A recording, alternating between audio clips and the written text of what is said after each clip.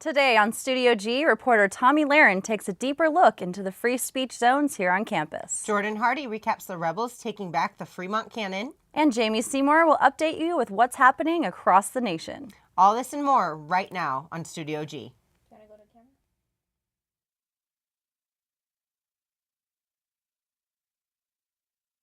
Technical difficulties, but welcome to Monday's episode of Studio G. I'm Heather Fairberger. And I'm Farron Enos. A man with Alzheimer's disease went missing in North Las Vegas on Sunday, and police are asking for the public's help in finding him. 78-year-old Walter Kuzak left his home at 1008 Sage Hollow Circle near Tropical Parkway and Camino El Dorado just before 1 p.m. Kuzak was wearing blue pajama pants, a tan sweatshirt, and a baseball cap. He may be disoriented and needs assistance getting home. If anyone has any information about Kuzak's whereabouts, call the North Las Vegas Police Department at 702-633-9111. A car crashed into a bus stop that injured and killed many people. Reporter Ashley Schaeffer has more. Cars crashing into bus stops is a reoccurrence that many people are trying to prevent. To relocate the bus stops in accordance with what's called AASHTO, which are National Municipal Planning and Engineering Standards, 5 feet back at least from the active lane. So essentially, the minimum should be 5 feet removed from the nearest active traffic lane. Regional Transit Center hasn't done anything to prevent this problem. In regards to the oldest of the 4 cases we have, of course they deny liability and they file motions to deny liability, and then we have to overcome those. There's a number of active defendants. It's not just the RTC, it's also the municipality in which each particular bus site is located, and then we've named the company that is responsible for maintaining the ads, placing the ads in each bus site location. Many passengers tend to pay close attention when waiting for their bus. I know some areas are bad with drunk drivers and some areas are not. Make sure you're always paying attention when sitting at a bus stop. Studio G, and I'm Ashley Schaeffer. Whenever you're waiting at the bus stop, be sure to stand at least 5 feet from the street. University campuses have traditionally been an open forum for the expression of ideas and opinions. Yet it comes as a surprise to many that university campuses can dictate the time, place, and manner of free speech. Reporter Tommy Laren tells us more. In the landmark 1969 case, Tinker versus Des Moines Independent School District, the Supreme Court and Justice Fortes ruled that students do not shed their constitutional right to freedom of speech or expression at the schoolhouse gate. Yet, with the advent of so-called free speech zones on college campuses, the First Amendment protection of free speech has been challenged. UNLV, like many universities across the nation, has established free speech zones on campus. These areas encompass much of UNLV. Not included, however, are the sidewalks surrounding the Alumni Amphitheater, which includes the Student Union, the Dickinson Plaza at the Lead Library, and the interior courtyard of the Classroom Building Complex. UNLV First Amendment professor and constitutional scholar Dr. Stephen Bates believes UNLV's policy is relatively reasonable. It's too bad UNLV has speech zones at all, but if they have to, they have one of the better policies. Some universities have speech zones that are like 5 feet by 5 feet, and that's it for the entire campus. So UNLV is pretty progressive in that sense. If anyone engaging in expressive activity remains in these areas, they are free to express themselves. However, as we saw last week in the zone between CBC and the Lead Library, free speech isn't always pleasant. A member of a Christian group who refused to be named was armed with a Bible and megaphone and exercised his freedom of speech, which included reading scripture and discussing salvation. His speech blurred the lines between free expression and outright harassment of students. After calling several female students unflattering names, the UNLV campus police were called to mediate the disturbance. He says he was simply exercising his right to free speech. Well, I'm pleased to come here and proclaim the gospel of Jesus Christ, and I understand that there's some First Amendment issues at stake here. This is a public university. This is a place that is paid for by tax dollars. And so we come here as people that believe in the constitutional right to speak freely, our religious views, our personal views, and come here to this campus and tell all these young people about Jesus Christ, that he died, he was buried, he was resurrected. Evidently, in the process of doing that, some of the young people were offended, and they were saying that we were calling them names. Some officers came and they asked us some questions about some of the things that we had said, and it was interesting because the officers were making it sound as though we cannot say certain things in our speech, but that the young people can say whatever they want to us. The man who refused to give us his name was in the free speech zone and could not be removed. An employee of the Sausage Fest food truck witnessed the exchange. You know, granted, this is a free speech zone, and I believe everybody has that right. But when you start insulting other people, the gentlemen that were out there today were very rude. The things they were saying to people, I happen to be a person of faith. They were picking and choosing scriptures. They were going against what I find in the Bible. They were insulting to people. They were calling young students that they don't know whores. They were calling the Red Bull girls bringers of sin because they were saying Red Bull is a sin. But in my opinion, what they were creating there today was havoc. The constitutionality of free speech zones is still being challenged. The pendulum between maintaining a safe and peaceful school environment and the protection of free speech continues to swing. For Studio G, I'm Tommy Laren. To learn more about the designated free speech zones on campus, contact the UNLV Office of Media Relations at 702-895-3102. After the break, we'll have the highlights on UNLV taking back the Fremont Cannon from rival UNR. Don't go anywhere.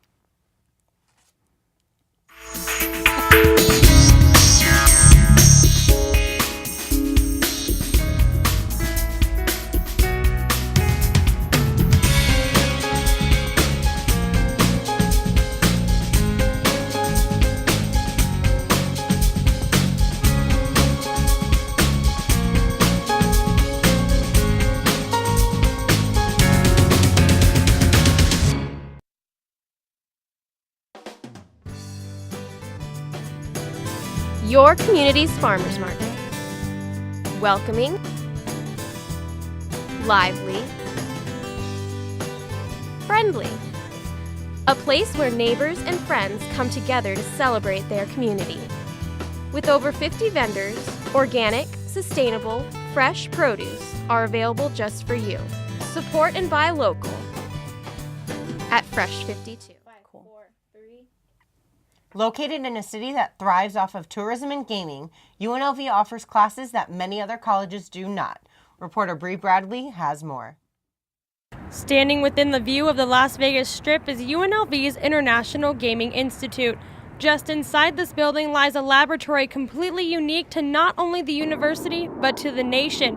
Gaming professor Gary Waters explains how the Konami Gaming Lab has slowly grown into the facility it is today. This building opened up actually in the year 2000, and then we had a renovation of this lab with a donation that came in from Konami Company, which is a major manufacturer of slot machines. They came in and gave us $1 million donation in 2011. What makes this class so distinctive is its ability to give students hands-on experience with gaming equipment. With Nevada and Louisiana being the only states where casino-style gambling is legal statewide, universities offering classes and even degrees focused in gambling is uncommon. As far as I know, UNLV here in the Hotel College is the only four-year degree that is up and running in the United States. There are other two-year programs throughout the country that are at the community college level for students to get an introduction to the gaming environment. The other four-year program that I'm aware of is in Macau, University of Macau, where they have a four-year gaming degree. Being involved with the Konami Gaming Lab since its inception, Professor Waters says he is privileged to be a part of a program that gives so much back to students. It provides the students with some wonderful basic core classes in gaming, which serves them really well for being prepared to go out into the industry and being successful in the industry. Hotel major Daniel Ryan says the hands-on experience this class offers is something that really adds to the preparation. When you learn from a textbook, it only can go so far. Today we did roulette, so you got to get muscle memory on throwing the ball, spinning the wheel, collecting pay, and then learning. You got to learn all the payouts. And doing that on paper is good and fine. I mean, everyone's done it in math class, but when you're standing in front of a table in front of people who that's my money, it's a totally different ball game. In my experience, I would rather have being at the table in front of the person and make mistakes in a lab like this than to be out on the floor making your first mistake and someone gets mad at you.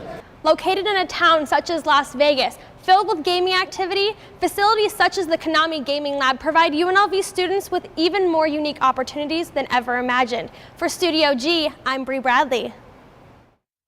The Konami Gaming Laboratory has many plans for the future, including updating slot machines with player tracking devices.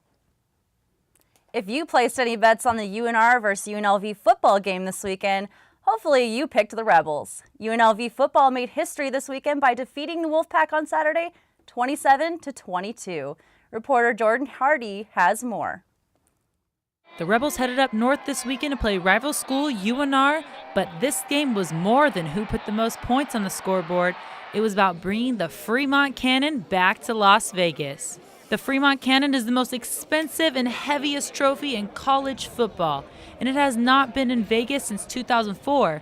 So head coach Bobby Houck and the team figured it was time for it to come home and return to its rightful color. McKay Stadium was jam-packed with fans as the Rebels set foot on the turf. Rebel defense started off a little slow, letting UNR take the lead 6-0, but the Rebel offense took off in the second quarter with touchdowns by receivers Micah Matele and Devontae Davis, making the halftime score 16-14 Reno.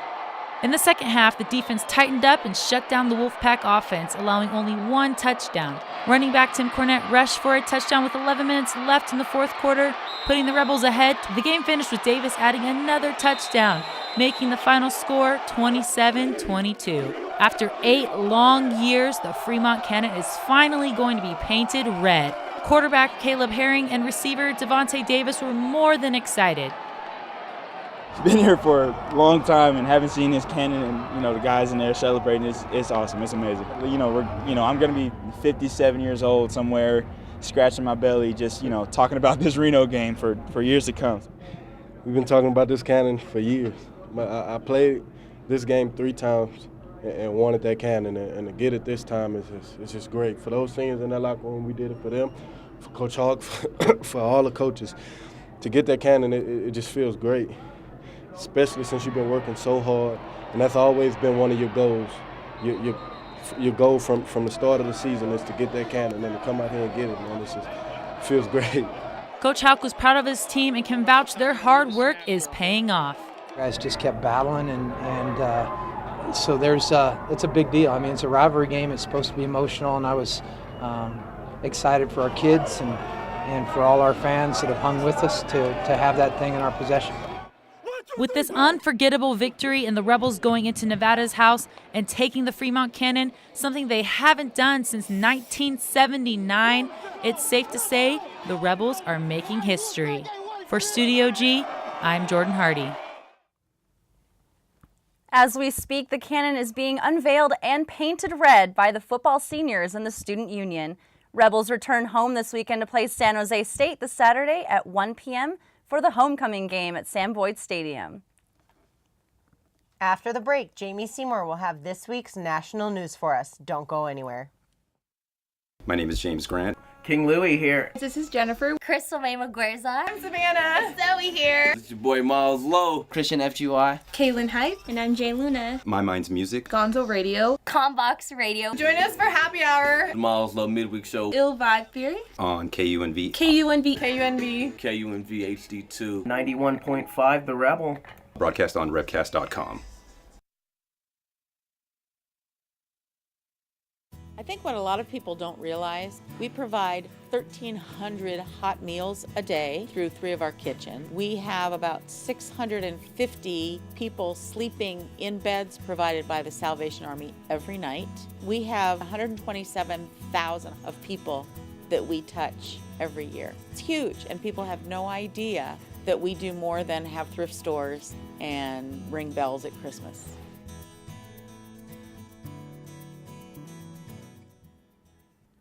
Welcome back for the break for this week's segment of National News, where I bring you the latest headlines from across the nation. This week marks the 1-year anniversary of Hurricane Sandy. The hurricane, which made landfall on October 29th last year, was the second most destructive storm in our nation's history. The storm left more than 100 people dead and caused tens of billions of dollars in damage.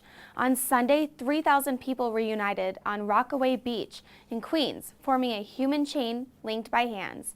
Children approached the water and placed glowing lanterns and daisies for those lost to the storm. Today, Ellis Island will reopen to visitors for the first time since the storm. Hurricanes are the one that we map and spend a lot of time trying to figure out who's at risk and then get the messaging out there for them to evacuate with time to leave. Remember a slain Massachusetts teacher. 24-year-old Danvers High School math teacher Colleen Ritzer's body was found in the woods behind the school on Tuesday after she was killed in a school bathroom. Though there is no known motive at the moment, 14-year-old Philip Chisholm is being charged with the murder but has pleaded not guilty. Hundreds of mourners turned out for Ritzer's viewing and described her as an ever-positive, uplifting influence on those who knew her. Conrad Murray, the doctor convicted for causing Michael Jackson's death, has officially completed his jail time. Murray, who was given a 4-year sentence for the death, left the Los Angeles County Jail after only serving 2 years. Michael Jackson fans waited anxiously outside of the jail for his release and accused the LA County Sheriff of showing favoritism to Murray by slipping him out through the back exit away from viewers. Murray told reporters that he hopes to have his medical licenses reinstated in California, Texas, and right here in Nevada. That's all the national news I have for you this week. Now let's send it over to Elena Ledbetter for your daily weather forecast. Good afternoon, Las Vegas. My name is Elena Ledbetter, and I will be bringing you your weather for today. Currently, we have weather at 64 degrees, and right now, the wind is blowing pretty hard at 26 miles an hour. We are having a wind warning of 55 miles an hour, so ladies, you better have your hair ties and hairspray ready. And the air quality is pretty poor, so if you have allergies, make sure to be taking those allergy medicines. I know I am. Right now, we're going to be having a high of 68 degrees. We're going to have a low of 61, but check this out. In 1937, we had a high of 91 degrees, and 1970, a low of 32.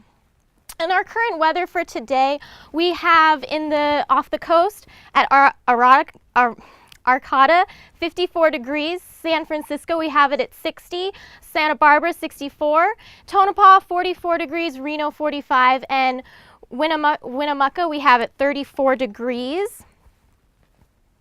We're going to be taking a look now at the satellite radar. You can see in the south it's pretty dry, but as you can see in the Rockies, we're going to be having snow. Up from Canada going into Maine, we have a few showers setting in. Tomorrow's forecast, we see it's pretty nice around the country. We have Omaha, St. Paul, and Kansas City seeing some rain. Our 7-day forecast is going to be pretty cool. Better make sure you have your sweaters. It's going to be in the low 60s, mid 70s. And that is your weather for today. I'm Elena Ledbetter. When we get back, Donald Woods will sit down with the KUNV Operations Manager, Dave Norris. Stay tuned.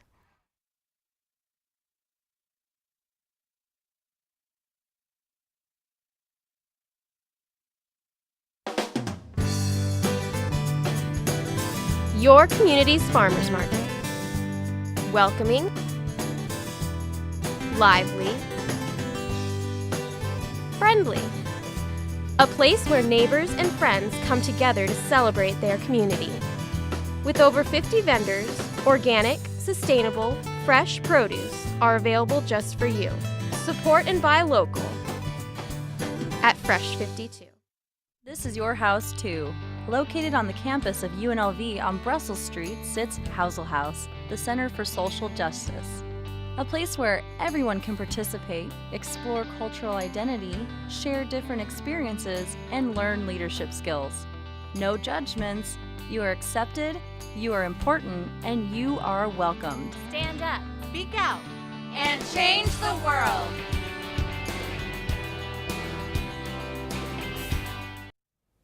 Welcome back from the break. Donald Woods is actually covering the cannon painting, but we're joined here by Dave Norris, operation managers on our campus radio station, KUNLV. HDT. Wow, the Rebel. I'm sure you It's can all say that better than I can. I do get paid for it, so it's all right. No problem. Dave, so I understand that you guys had a pledge drive recently. Why don't you tell me about that? We did. We just wrapped up a 10-day pledge drive. We started on Friday the 10th, I believe, and went through, or maybe it was Friday the 12th, and we went through the following Sunday, the 20th. So about 10 days, we had a goal of $65,000 that we were looking to raise, primarily through call-in contributions. So, you know, you call, your friends call, your parents call, everybody calls in, donates $30, $50 here and there, and little by little we got to that goal.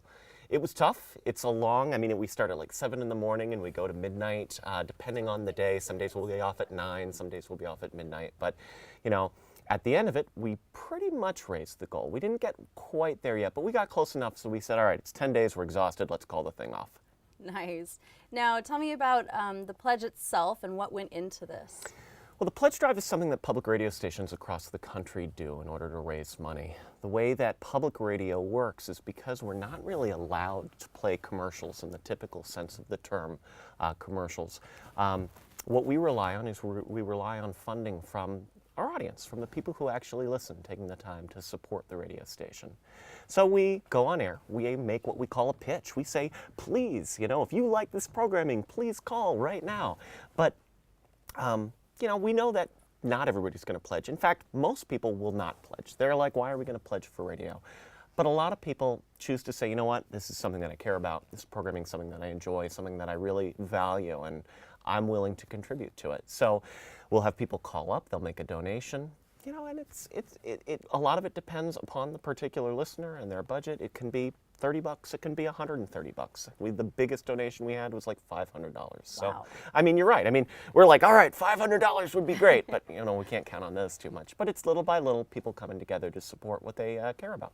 Great. So it sounds like you guys really rely on your listeners. And speaking about your listeners, you guys have a new format change. How are those listeners adjusting to that? Well, that's a really good question. So just before the beginning of the semester, back in August, what we decided to do with our student radio station is, instead of having it kind of be a hodgepodge of different programming all at different times, what we decided to do was, why don't we have some regularity to it?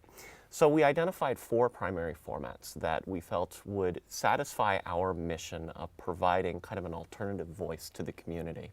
So we decided on indie rock, hip hop, electronic, and then kind of we reserved a place for talk programming, so sports, politics, what have you. And that's essentially our 4 primary formats during the week. And what we found is that the consistency day to day is what really makes people want to tune in. Because if they know that your show, Farron, is going to be on from 2 to 4 and you're going to play indie rock, if they tune in the day before or the day after, even though you're not on, they're probably going to hear music in the same vein. It's not going to be something completely different. So your show on Tuesday from 2 to 4 is indie rock, and then on Thursday it's polka. Wait a minute, am I even listening to the same radio station right now? So we figured that would really help maintain a consistent audience. And what we've found is we have been able to attract a larger audience, which is great. Great. I would actually love to play some electronic music, but all right, polka will be secondary. Fair enough. So real quick though, Dave, tell me about the Halloween event that's coming up. Okay, this Tuesday, tomorrow night, 7 to 10 p.m. in the Student Union, we're doing a Halloween mixer. We're going to have games, we're going to have a costume contest, we're going to give away lots of prizes and things like that. We would love it for folks. If they want to come out, it's going to be free food, the whole deal. Just it'll be a good time. I'm down for free food. Who isn't? Thank you so much, Dave, and thank you. We'll be right back, Studio G, after the break. Collegiate DECA promotes personal and professional development through competitive events, community involvement, and leadership development.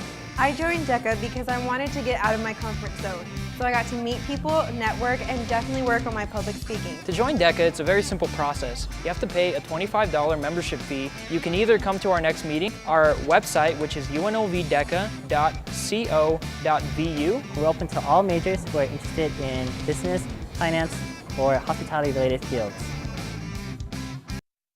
My name is James Grant. King Louie here. This is Jennifer. Crystal May Maguerza. I'm Savannah. Zoe here. This is your boy Miles Lowe. Christian FGY. Kaylin Hype. And I'm Jay Luna. My Mind's Music. Gonzo Radio. Combox Radio. Join us for happy hour. The Miles Lowe Midweek Show. Ill Vibe Theory. On KUNV. KUNV.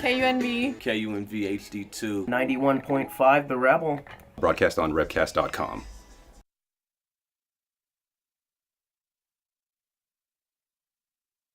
Festival took place in Henderson.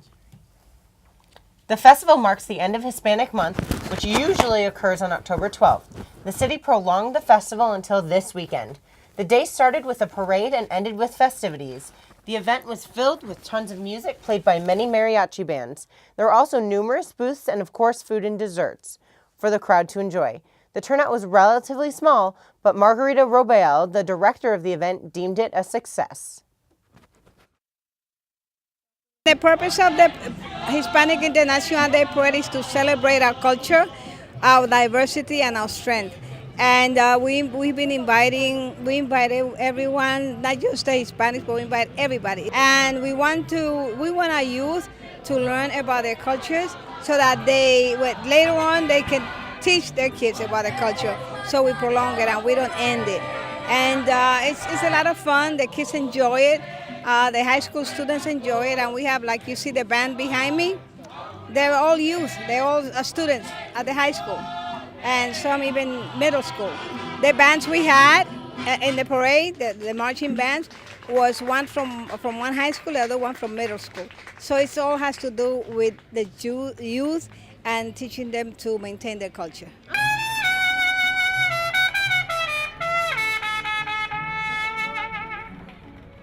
Says she has already started planning next year's event. On Friday morning, the Southern Hills Hospital transformed their large parking lots into a spectacular carnival. They hosted a fun and memorable weekend-long event for the entire community to be a part of. Reporter Elena Ledbetter brings us the story. With games, rides, food, prizes, and hot air balloons, the Southern Hills Hospital hosted their second annual Las Vegas Balloon Festival last weekend.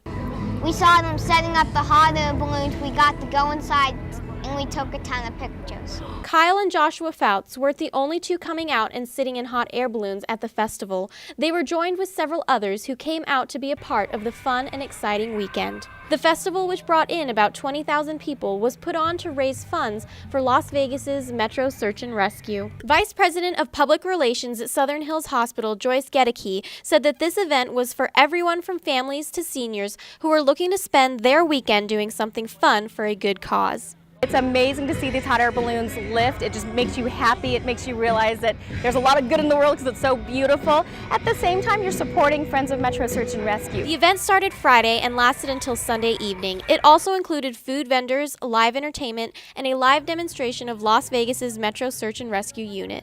The Las Vegas Search and Rescue Unit is voluntary, and the service they provide to the community is completely free. Event coordinator Tim Seaman sees this event as a benefit for his team and for Las Vegas. Las Vegas is surrounded by a lot of beautiful areas. Red Rock Canyon, Mount Charleston, Lake Mead, and a lot of people going out to enjoy the outdoors, and we want to make sure that they're safe. And with that partnership, the hospital and unit were able to provide the community with an entertaining 3-day-long weekend. Friday night, just before the sun went down, Kyle and Joshua waited with the crowd for the Twilight Evening Glow Show, where 5 hot air balloons were going to glow like candles while tethered to the ground. Kyle was especially excited for the flames. What I like about it is how they use the fire. What about the fire? How they use it for the hot air balloon to go up. Reporting for Studio G, I'm Elena Ledbetter. If you're interested about donating to Las Vegas Search and Rescue or volunteering for their team, you can check out lvmpdsar.blogspot.com. Well, that does it for today's Studio G. I'm Heather Fairberger. And I'm Farron Enos. Tune in tomorrow for more Studio G. From all of us here at Studio G, have a great day, Las Vegas.